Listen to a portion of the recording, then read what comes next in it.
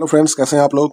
मैं आपका दोस्त आदित्य मिश्रा स्वागत करता हूं आपके अपने चैनल पे जिसका नाम है गेट 90 प्लस सफलता का स्टेशन। तो दोस्तों, जैसा कि आप जान रहे हैं कि 10वीं क्लास सीबीएसई के लिए मैंने एक 60 डेज मैराथन कराया है, जिसमें ऑलरेडी मैंने पॉलिनोमियल चैप्टर को पढ़ा दिया है और मैं अब linear equation of two variable पढ़ा रहा हूं। उसमें भी मैंने ग्राफिकल मेथड्स को करवा दिया है, एमसीक्यूज करवा दिया है, सर्टेन रीजन्स करवा दिए हैं, केस बेस्ड स्टडीज करा दिया, ग्राफिकल मेथड भी करा दिया है। इन सब सारी चीज़ों को मैंने करवा दिया है। अब मैं कंसिस्टेंसी और इनकंसिस्टेंसी के क्वेश्चंस को कराने जा रहा हूँ। तो देर किस बात की है दोस्तों, चलिए शुरू करते हैं।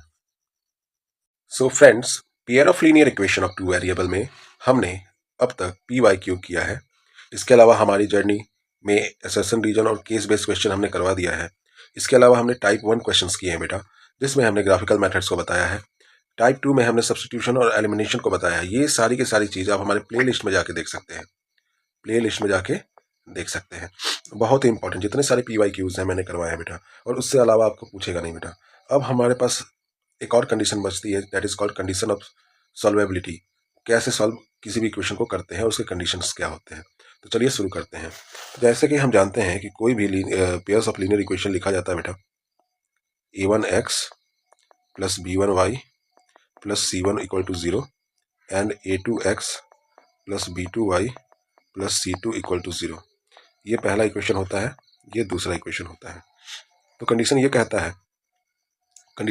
है कि अगर if a1 upon a2 is equal to b1 upon is not equal to b1 upon b2, फिर क्या होता है, वन सॉल्यूशन होता है। इसको हम लोग कहते हैं यूनिक सॉल्यूशन। और साथ ही साथ इसको हम लोग ये भी कहते हैं कि ये कंसिस्टेंट है। अगर इफ a1 बटा a2 is equal to b1 बटा b2 is equal to c1 बटा c2, देन इसमें होता है इनफाइनाइट मेनी सॉल्यूशन बेटा, इनफाइनाइट मेनी सॉल्यूशन। और जब मेनी सॉल्यूशन होता है तो इसको भी हम लोग कंसिस्टेंट कहते हैं। और लास्ट बचता बेटा, अगर a1 by a2 is equal to b1 by b2 is equal to c1 by c2 हुआ, तो इस कंडीशन में नो सॉल्यूशन होता है। नो सॉल्यूशन का मतलब कोई भी सॉल्यूशन पॉसिबल नहीं है। और इसको साथ ही साथ हम लोग क्या कहते हैं, इसको हम लोग कहते हैं इनकंसिस्टेंट।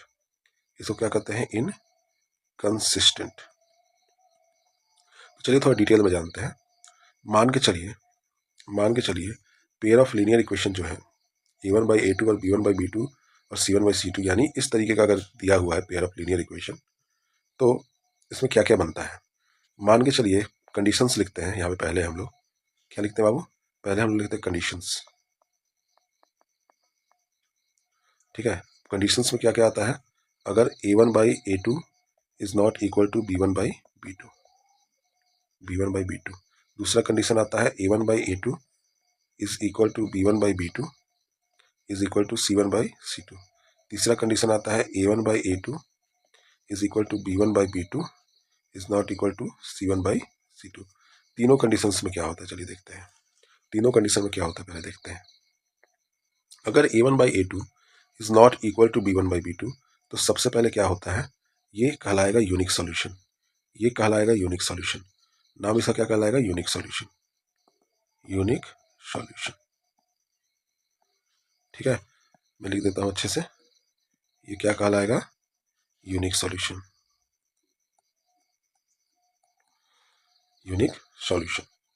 दूसरा है, अगर a1 by a2 is equal to b1 by b2 is equal to c1 by c2 अगर दिया हुआ है, इस केस में क्या कहलाता है, इनफाइनाइट मेनी सॉल्यूशन।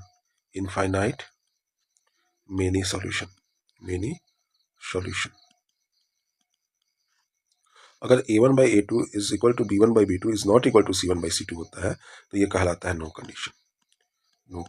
सॉल्यूशन। अब ये क्यों होता है, ये हमको सबसे पहले समझने वाली बात है।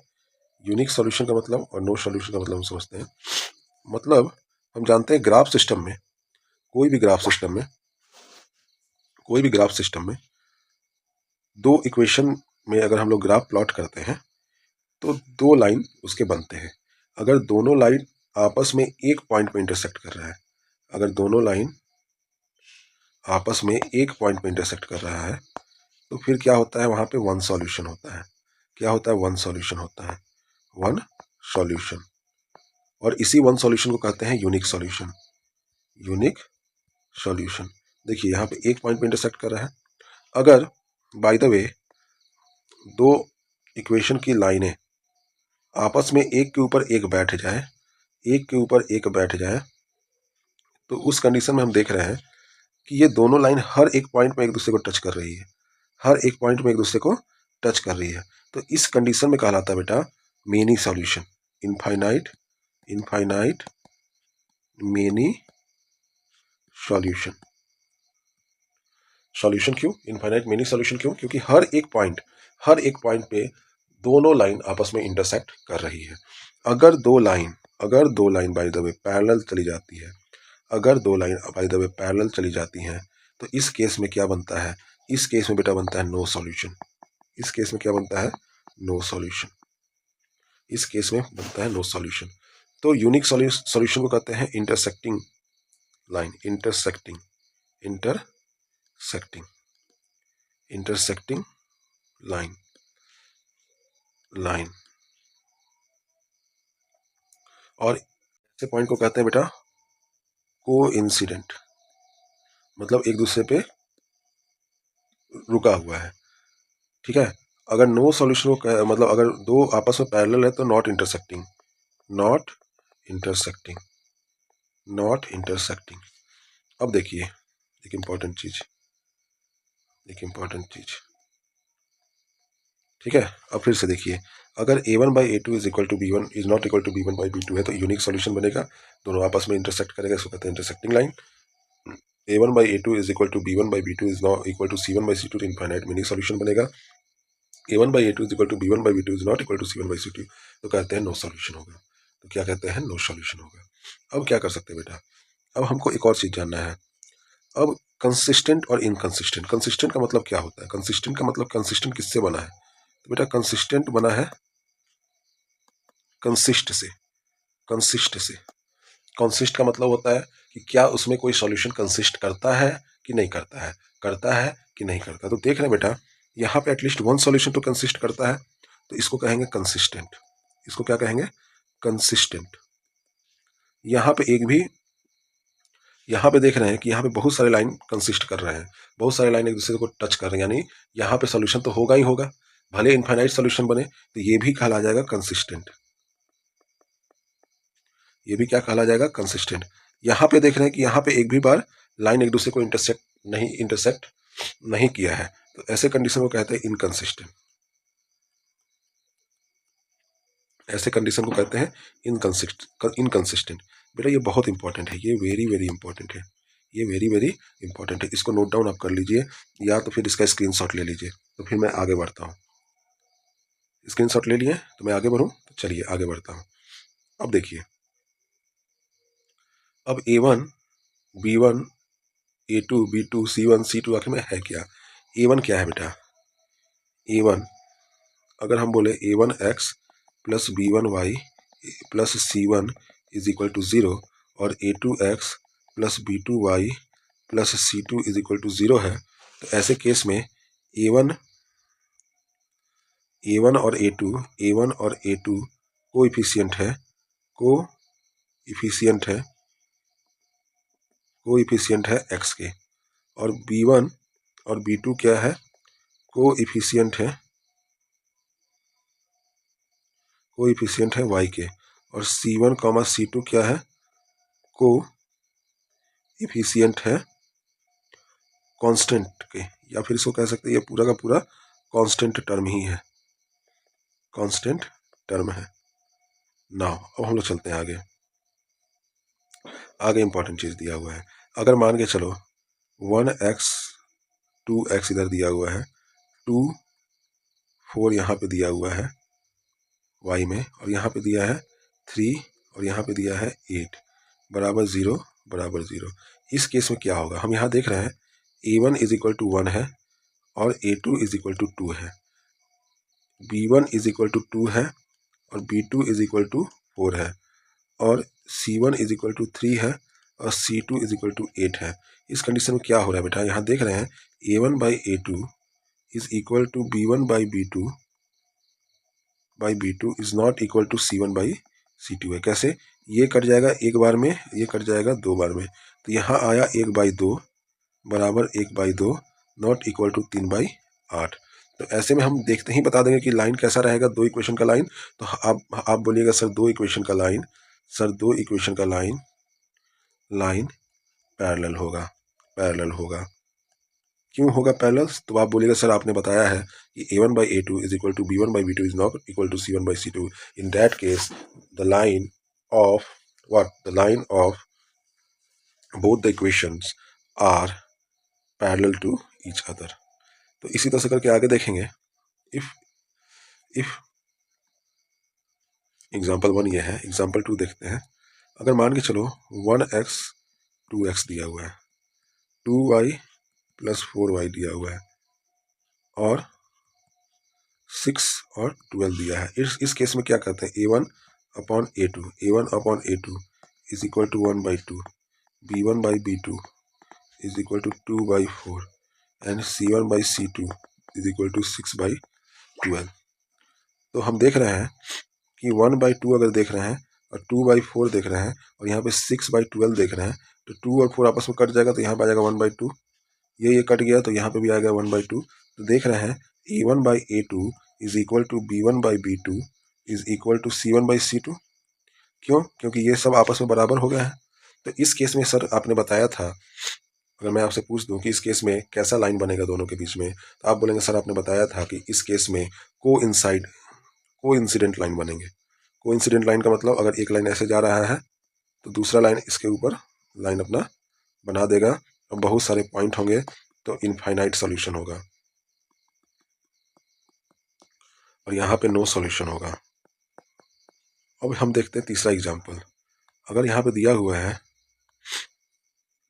1x/2x + 3y/4y + 2 +/4। तो यहाँ पे देख रहे हैं, यहाँ पे 1/2 हो रहा है और यहाँ पे 3/4 हो रहा है, तो ये दोनों आपस में बराबर नहीं है। तो आपने बताया सर जब A1/A2 is not equal to B1/B2 then यहाँ पे होता है यूनिक सॉल्यूशन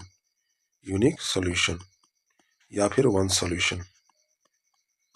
और लाइन के साथ क्या होगा, लाइन आपस में एक दूसरे को इंटरसेक्ट कर रही है। तो आई होप आपको बेसिक समझ में आ गया होगा। आप इसका स्क्रीनशॉट ले सकते हैं बेटा। तो चलिए हम लोग आगे अब क्वेश्चन की तरफ बढ़ते हैं।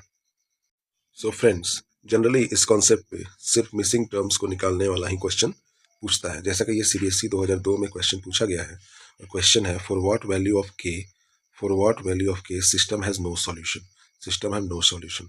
तो सबसे पहले देखेंगे कि क्या पूछ रहा है, कि यहाँ पे देख रहे हैं, यहाँ पे क्या पूछ रहा है बेटा, यहाँ पे नो सॉल्यूशन पूछ रहा है। तो नो सॉल्यूशन पूछ रहा है तो हमको सबसे पहले दिमाग में उतार लेना चाहिए, या यहाँ पे कॉपी में उतार लीजिए।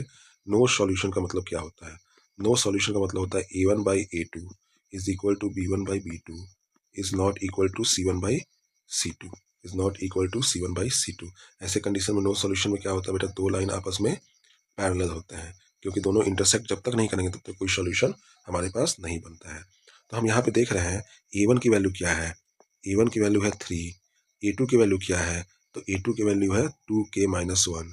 अब हम यहाँ पे देख रहे हैं B1 की वैल्यू क्या है, तो B1 की वैल्यू है 1, तो B2 की वैल्यू क्या है, तो B2 की वैल्यू है k-1।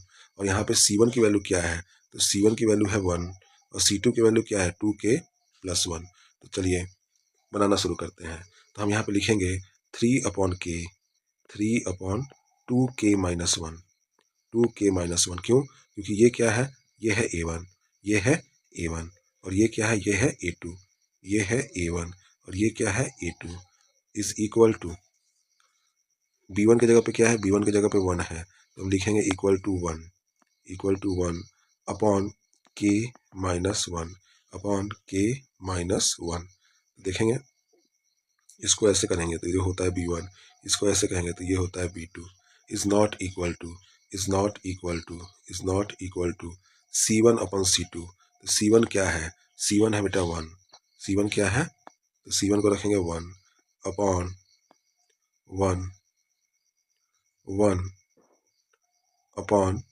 1 upon 2k+1, 2k+1। तो यहाँ पे देख रहे हैं ये जो वैल्यू है, यहाँ पे हमें दिखाई दे रही है ये जो वैल्यू है ये इसके नॉट इक्वल टू है और इसके इक्वल टू है, यानी इसको हम सेंटर मान के चल देते हैं। तो लिखेंगे हम लोग 3/2k-1 is equal to 1/k-1 is not and 1/k-1 is not equal to 1/2k+1, 2k+1।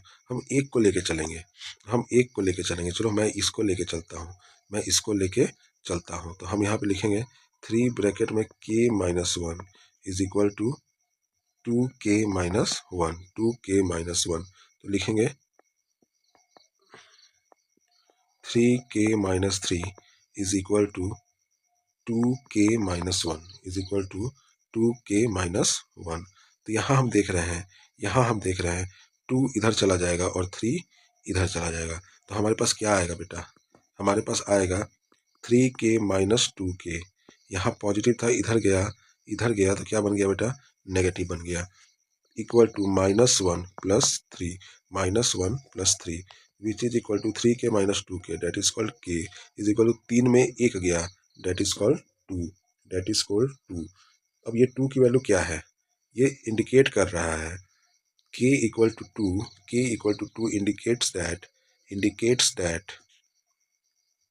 indicates that value of k 1/k-1 is not equal to 1/2k+1। therefore k is equal to 2। जब k is equal to not 1/k-1 is not equal to 1/2k+2, तो फिर हम इसको क्यों निकालेंगे बेटा, हम यहीं से आपका k का वैल्यू निकाल दिए and that is your answer. Very simple and very important questions. तो चलिए दूसरे क्वेश्चंस की ओर हम लोग बढ़ते हैं। अगला जो क्वेश्चन है बेटा वो पूछ रहा है कि find the value of k for which the following of system of linear equation has infinite solution. तो इनफाइनाइट सॉल्यूशन के लिए हम लोग क्या करते हैं बेटा, वी नो दैट हम लोग जानते हैं इनफाइनाइट सॉल्यूशन का मतलब क्या होता है, a1/a2 is equal to b1/b2 is equal to c1/c2। यही कंडीशन हमारे पास होता है और इसी कंडीशन को लेके चलते हैं। तो सबसे पहले जाना है कि a1 क्या है, यहाँ पे कुछ नहीं है तो 1 है, और यहाँ पे कुछ नहीं है तो k+1 है। a2 क्या है k+1, सॉरी b2 क्या है k+1 और b1 क्या है k+1 और b2 क्या है 9 है, और c1 क्या है 5 है और c2 क्या है 8k+1। तो हम इसको लिखेंगे सबसे पहले a1/a2। तो a1/a2 का मतलब है 1/k+1 is equal to k+1/9 is equal to 5/8k-1। यहाँ पे बेटा नॉट इक्वल होगा, ठीक है। तो अब हम लोग क्या करेंगे, सॉल्व करेंगे। कैसे सॉल्व करेंगे, देखेंगे कि पहले इसको और इसको इक्वल कर देंगे। किसको 1/k+1 is equal to k+1/9 and फिर करेंगे k+1/9 इक्वल टू 5/8k+1। अब हम इसको आगे सॉल्व करेंगे। इससे हमको एक सॉल्यूशन k की मिलेगी और इससे हमको एक सॉल्यूशन k की मिलेगी। मतलब k का टोटल सॉल्यूशन कितना होगा, total solution of k is anything, कुछ भी हो सकता है, टोटल सॉल्यूशन कुछ भी हो सकता है। तो मान के चलो अगर k की वैल्यू 2 आएगी, यहाँ से एक वैल्यू यहाँ से आएगी और एक वैल्यू यहाँ से आएगी। अगर दोनों वैल्यू पॉजिटिव हुई तो k की वैल्यू पॉजिटिव में आएगी। तो चलिए हम करके देखते हैं। तो हमको यहाँ से k की वैल्यू 1 आएगी बेटा, और यहाँ से k की वैल्यू हमारे पास 1 आएगी। तो चलिए करने की कोशिश करते हैं। तो क्या दिया हुआ है यहाँ पे 1/k+1 इज इक्वल टू के प्लस 1 अपॉन 9। तो यहाँ पे लिख सकते हैं 9 बराबर के प्लस 1 का होल स्क्वायर। ठीक है, अब यहाँ से के प्लस 1 का होल स्क्वायर बराबर 9 आया है। ठीक है, तो हम लिख सकते हैं इसको के प्लस 1 का होल स्क्वायर बराबर 9, और फिर लिख सकते हैं के प्लस 1 बराबर अंडर रूट 9। तो के प्लस 1 बराबर प्लस माइनस 3, प्लस माइनस 3। तो यहाँ से निकलेगा के बराबर 3 माइनस 1 1, और के बराबर माइनस 3 माइनस 1 1। तो यहाँ पे आएगा 3 minus 1 that is called 2, and minus 3 minus 1 that is called minus 4, that is called minus 4। तो यहाँ पे हम देख रहे हैं, यहाँ पे हम देख रहे हैं बाबू कि नेगेटिव वैल्यू हम लोग ले नहीं सकते हैं। नेगेटिव वैल्यू हम लोग ले नहीं सकते हैं, क्योंकि नेगेटिव वैल्यू सेटिस्फाइड नहीं करेगा इक्वेशन को। Not satisfied the equation, not satisfied the equation. तो हम किसको लेके चलेंगे? पॉजिटिव वैल्यू को। तो k is equal to 2 and that is your answer, that is your answer. फिर हम इसको भी लेके चल सकते हैं, किसको? k प्लस 1 ब्रैकेट में 8k plus 1 is equal to 45, k plus 1 and bracket में 8k plus 1 is equal to 45। तो यहाँ से हमें क्या बनेगा बेटा? इस इक्वेशन से हमें बनेगा क्वाड्रेटिक इक्वेशन। क्या बनेगा? क्वाड्रेटिक इक्वेशन, टिक इक्वेशन। और क्वाड्रेटिक इक्वेशन के कितने रूट्स होते हैं? 2 रूट्स होते हैं। यानी k की वैल्यू कितनी आएगी? k की वैल्यू 2 आएगी, या तो एक पॉजिटिव आएगी और एक नेगेटिव आएगी। तो हम पॉजिटिव वाले को एक्सेप्ट करेंगे, एक्सेप्ट करेंगे, नेगेटिव वाले को नॉट एक्सेप्ट करेंगे, नॉट एक्सेप्ट करेंगे। तो आप इस ढंग से ही बना सकते हैं, अपने कॉपी में इस ढंग से बना के दिखाइए, और इसका आंसर कितना हो रहा है वो भी हमको बताइए। इसका भी आंसर 2 ही होगा बेटा। आई होप आपको ये क्वेश्चन समझ में आया होगा। ठीक है बेटा, आप इसका क्या करिए कि स्क्रीनशॉट ले लीजिए। मैं 2 मिनट तक रुकता हूँ, 2 सेकेंड, 1 और 2। चलिए नेक्स्ट क्वेश्चन की ओर बढ़ते हैं। तो अगला क्वेश्चन इस प्रकार है, find the value of P and Q for system of equation has infinite solution. तो बेटा हम जानते हैं इनफाइनाइट सॉल्यूशन के लिए क्या होता है। इनफाइनाइट सॉल्यूशन के लिए होता है a1 upon a2 is equal to b1 upon b2 is equal to c1 upon c2। तो हम इसको लिख सकते हैं बेटा कुछ इस प्रकार से। इसको कैसे लिख सकते हैं? हम लिख सकते हैं 2 upon p plus Q is equal to 3 upon 2p minus Q is equal to 7 upon 21। तो ये कट जा रहा है बेटा, देख रहे हैं 7 और 21 कट गया, 7 1 7, 7 3 21। तो हमारे पास क्या आया? हमारे पास क्या आया? तो ये आया 2 upon P plus Q is equal to 3 upon 2p minus Q is equal to 1 upon 3। ये हमारे पास आया। फिर हम देख रहे हैं 2 upon P plus Q is equal to 1 upon 3 आया बेटा। फिर क्या आया हमारे पास? 3 upon 2p minus Q is equal to 1 upon 3 आया बेटा, 1 अपॉन 3 आया है। अब हम क्या कर सकते हैं? अब हम इसको कर सकते हैं, इसको यहाँ मल्टीप्लाई और इसको यहाँ मल्टीप्लाई कर सकते हैं। तो ये आएगा 3 2 6 बराबर p प्लस क्यू, बहुत आसानी से आ गया। और यहाँ पे 9 is equal to 2p minus Q, 9 is equal to 2p minus Q. तो हमारे पास यहाँ पे 2 इक्वेशन आ गया। एक आया 2p माइनस क्यू बराबर 9, और एक आया p प्लस क्यू बराबर 6। अब इसको हम सॉल्व करेंगे, तो ये प्लस और माइनस ये आपस में कट जाएगा, ये आपस में कट जाएगा, ये आपस में कट गया। तो इसको काटने के बाद हमारे पास आ रहा है 2p प्लस p बराबर 9 प्लस 6, 2p प्लस p बराबर 9 प्लस 6।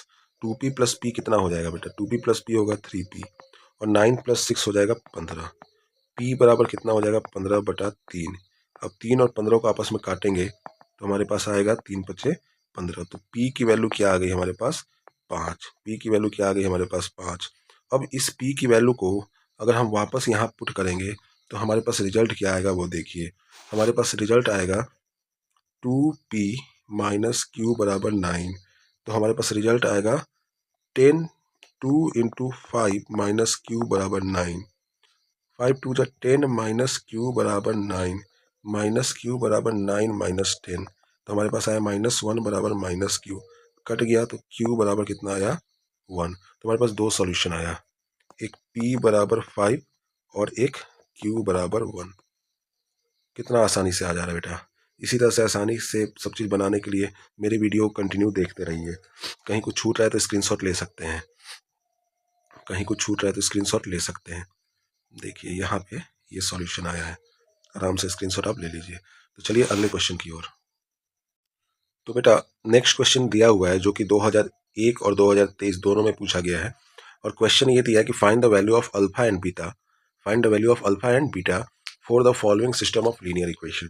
क्या दिया हुआ है? 2x plus 3y is equal to 7 और 2 अल्फा एक्स, ये क्या है बेटा? Alpha, 2 alpha X plus alpha plus beta Y बराबर 28।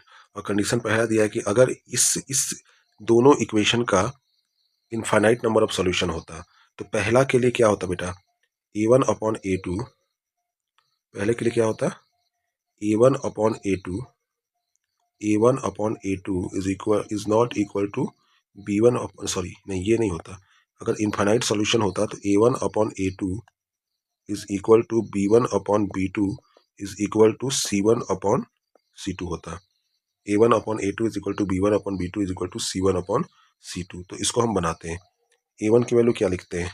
2 अपॉन 2 अल्फा लिखते हैं is equal to 3 upon alpha plus beta लिखते हैं इज इक्वल टू 7 अपॉन 28 लिख देते हैं। यहाँ पे भी देख रहे हैं ये कट जाएगा कितने बार में? 1 अपॉन 4 बार में। 7 1 7 4 28। तो हम देख रहे हैं कि ये जो कांस्टेंट टर्म है ये इसके लिए भी है, इसके लिए भी है और इसके लिए भी है। तो कैसे लिखेंगे देखते हैं। 2 upon 2 alpha is equal to 1 upon 4 is equal to 1 upon 4। और यहाँ पे देख रहे हैं 2 से ये 2 कट जा रहा है तो हमारे पास क्या आ रहा है बेटा? हमारे पास आ रहा है 1 upon alpha is equal to 1 upon 4। तो अल्फा बराबर कितना आ जाएगा बेटा? अल्फा बराबर हमारे पास आ जाएगा 4। और फिर अब इन दोनों को देखते हैं, इन दोनों को देखते हैं। इन दोनों का क्या कंडीशन दिया हुआ है? 3 upon alpha plus beta is equal to 1 upon 4। तो हम यहाँ पे कर सकते हैं 4 3 जा 12, 12 बराबर अल्फा प्लस बीटा। अब अल्फा की वैल्यू क्या आई है? अल्फा की वैल्यू आई है बेटा 4। अब अल्फा की वैल्यू हम कहाँ पुट करेंगे? इस अल्फा में पुट करेंगे। तो आएगा 12 बराबर 4 प्लस बीटा, 12 बराबर 4 प्लस बीटा। तो यहाँ करेंगे 12 माइनस 4 बराबर बीटा। तो फिर यहाँ पे हमारे पास क्या आ जाएगा? बीटा की जो वैल्यू है वो आ जाएगी 8। तो यहाँ से हमारे पास आ गया अल्फा बराबर 4 और बीटा बराबर 8। अब हमको दूसरा चीज़ निकालना है। दूसरा क्या दिया हुआ है? Unique solution. दूसरा क्या दिया हुआ है? Unique solution. तो यूनिक सॉल्यूशन के लिए हम जान रहे हैं कि a1 by a2 is not equal to b1 by b2। a1 by a2 is not equal to b1 by b2, b1 by b2। तो यहाँ से हम देखेंगे a1 की वैल्यू क्या दी हुई है? 2 अपॉन अल्फा। यहाँ पे क्या दिया हुआ है? b1 की वैल्यू 2 अपॉन अल्फा लिखेंगे। 2 upon 2 alpha is not equal to 3 upon alpha plus beta, 3 upon alpha plus beta. तो यहाँ पे लिख सकते हैं alpha plus beta is not equal 3 into 2 alpha, 3 into 2 alpha. तो alpha plus beta is not equal to 3 2 6 alpha, 3 2 6 alpha,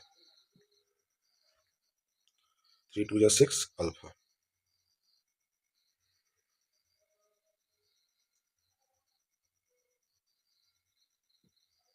ठीक है, यहाँ पे मिस्टेक हुआ बेटा, फिर से देखते हैं।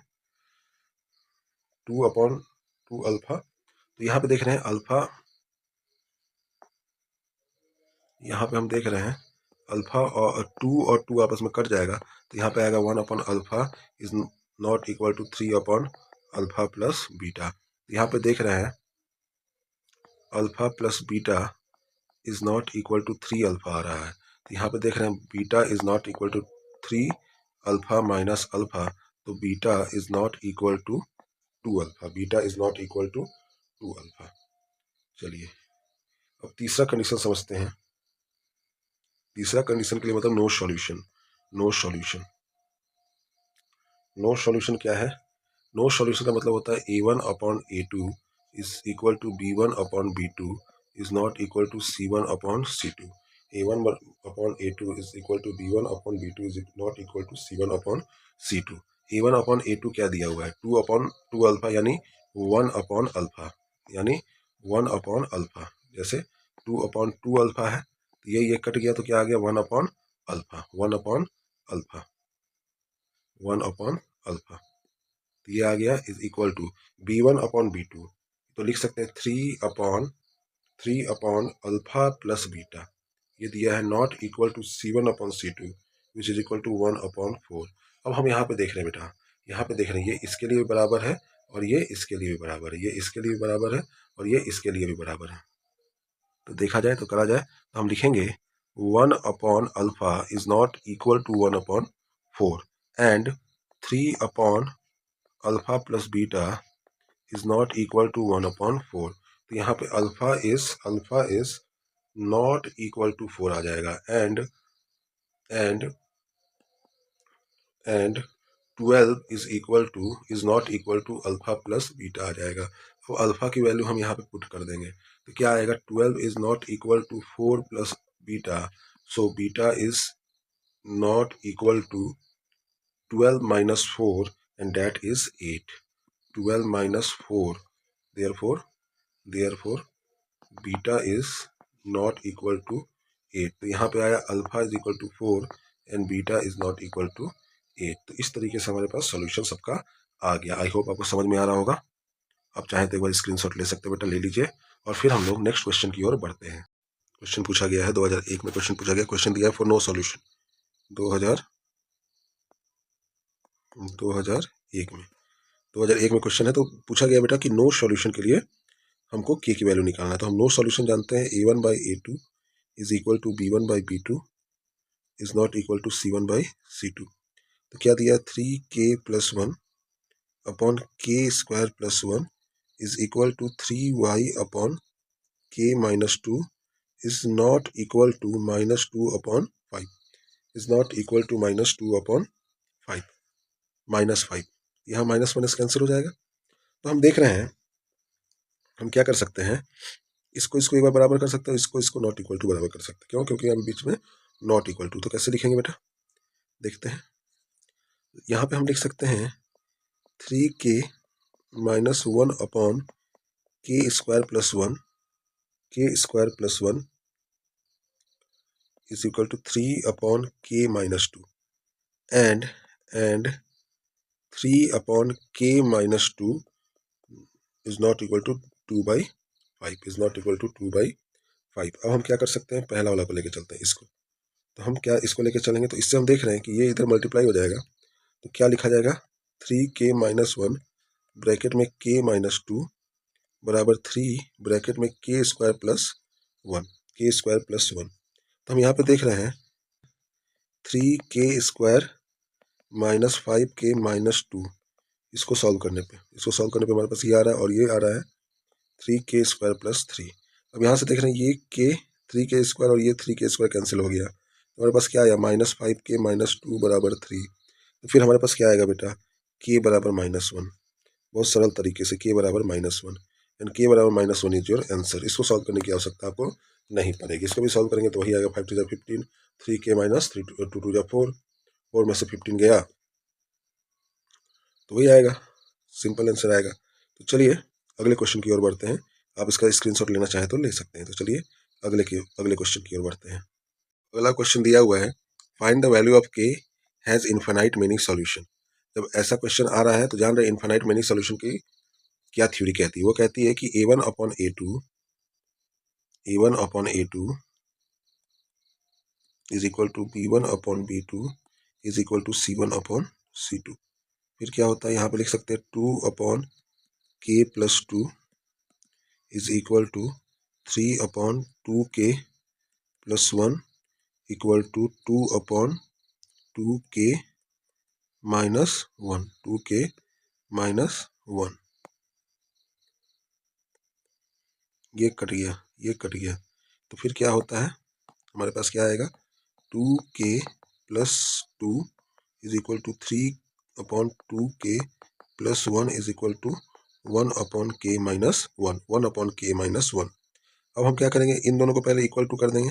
और फिर इन दोनों को इक्वल टू कर देंगे। तो क्या होगा, 2/k+2 is equal to 3/2k+1 and 3/2k+1 is equal to 1/k-1। अब इन दोनों को पहले सॉल्व करेंगे। चलिए सॉल्व करते हैं। 2 2 4k+2 बराबर 3k+6, 4k-3k बराबर 6-2, 4 में 3 गया k बराबर 6 में 2 गया था 4, तो k बराबर क्या है बाबू, 4। ठीक है, अब देखते हैं यहाँ पे 3k-3, 3k-3 is equal to 2k+1, 3k-3 equal to 2k+1। यहाँ पे आया 3k-2k इज इक्वल टू 1 - 3, 3 में 2 गया k is equal to -2, sorry 1 - 3, तो यहाँ पे आ जाएगा प्लस, तो k इज इक्वल टू 3 और 1 4, k इज इक्वल टू 3 और 1 4। तो हम यहाँ पे देख रहे हैं दोनों केसेस में k की वैल्यू क्या आ गई है, 4, k की वैल्यू क्या आ गई है 4। फिर 2002 में भी एक और क्वेश्चन पूछा है, वो पूछा है कि x + k+1 into y is equal to 4 and k+1 x bracket में plus 9y is equal to 5k+2। तो क्या पूछ रहा है, a1/a2 b1, तो इसको लिख सकते हैं 1/k+1 is equal to k+1/9 is equal to 4/5k+2, 5k+2। तो इन दोनों को पहले एक साथ करेंगे, उसके बाद फिर इन दोनों का करेंगे। फिर तो लिखते हैं 1/k+1 is equal to k+1/9। तो हमारे पास आ गया 9 बराबर k+1 का होल स्क्वायर। तो यहाँ से कह सकते हैं k+1 का होल स्क्वायर बराबर 9, और यहाँ से कह सकते हैं k+1 बराबर √9, k बराबर k+1 बराबर ±3। तो k बराबर या तो 3 + 3 -1 या फिर k बराबर +3 -3 -1। यहाँ पे आएगा 2, यहाँ पे आएगा k बराबर -4, और हमेशा हम लोग पॉजिटिव वैल्यू को लेते हैं। तो k is equal to 2, that is your answer. चलिए अगले क्वेश्चन की ओर। अगला क्वेश्चन दिया है इनफाइनाइटली मेनी सॉल्यूशन के लिए a की वैल्यू फाइंड आउट करनी है। तो हम जानते हैं a1/a2 is equal to b1/b2 is equal to c1/c2 किसके लिए होता है, इनफाइनाइट मेनी सॉल्यूशन के लिए होता है। तो a1 की वैल्यू क्या है, तो यहाँ देखेंगे 2a - 1/3 is equal to b1 की वैल्यू कितनी है, -3/b - 2 is equal to 5/3 is equal to 5/3। ठीक है, अब देखो इसके लिए भी ये बराबर है बाबू, इसके लिए भी ये बराबर है। ठीक है, ठीक है, मतलब इसके लिए भी ये बराबर हो जाएगा और इसके लिए भी ये बराबर हो जाएगा। तो चलिए करते हैं। तो क्या लिख सकते हैं यहाँ पे, 2a - 1/3 is equal to 5/3 and -3/b - 2 is equal to 5/3, 5/3। 3 2 = 6a, 6a - 3 बराबर 5 3 = 15, 6a बराबर 15 + 3, 6a is equal to 15 + 3 means 18 आएगा यहाँ पे। a बराबर 18/6, 6 3 = 18, a बराबर 3। a की वैल्यू तो हमारे पास कितनी आ गई, 3 आ गई। अब हमको b की वैल्यू निकालनी है, तो यहाँ पे कर सकते हैं बेटा, क्या 3 3 = 9, तो -9 इज इक्वल टू 5b - 10, तो आएगा -9 + 10 इज इक्वल टू 5b, ये आएगा 1 बराबर 5b, b बराबर 1/5, b बराबर कितना है हमारे पास 1/5। तो a बराबर हमारे पास क्या आया 3 और b बराबर कितना है 1/5, and that is your answer, and that is your answer, बहुत आसानी से। सो फ्रेंड, आज के लिए इतना ही। अगर आपको हमारा वीडियो पसंद है तो इसे शेयर करेंगे दोस्तों, लाइक करेंगे, चैनल को सब्सक्राइब करेंगे। और तो और आपको इस बात का ध्यान देना है कि इनफाइनाइट मेनी सॉल्यूशन पे क्वेश्चन ज़्यादा बने हैं, इनफाइनाइट मेनी सॉल्यूशन पे क्वेश्चंस ज़्यादा बने हैं। तो इन सब टाइप के एग्जांपल्स को आपको ज़्यादा से ज़्यादा करने हैं। इसके अलावा जो जितने सारी चीज़ें मैंने आपको बताया है उससे बढ़कर क्वेश्चन नहीं पूछेगा, सारा उसी टाइप का क्वेश्चन पूछेगा। तो ठीक है दोस्तों, तब तक के लिए धन्यवाद। जय हिंद, जय भारत, हर हर महादेव।